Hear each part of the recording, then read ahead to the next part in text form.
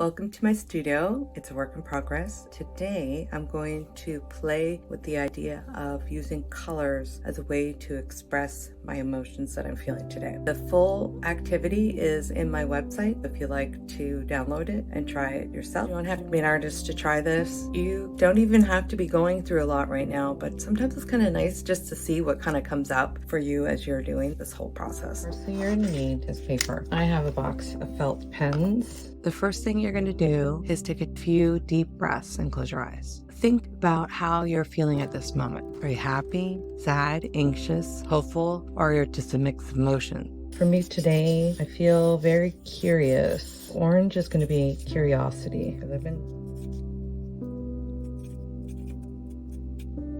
I feel tired. I'm going to use pink. It doesn't matter what you draw, just draw what you feel like you want to draw. That's what's coming up for me.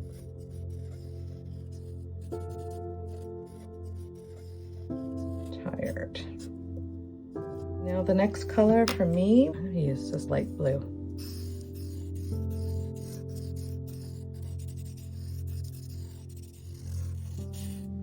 And this feels like anxious.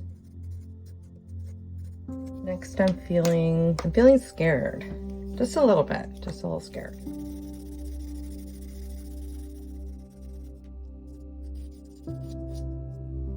Scared.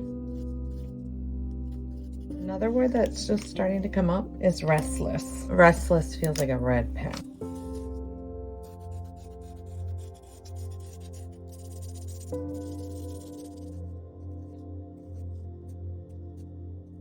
Restless. Here's my color palette of emotions that I'm feeling right now. Let me know in the chat what you think of my color palette of emotions, and if you want to try it at home, it's in my website. Bye for now.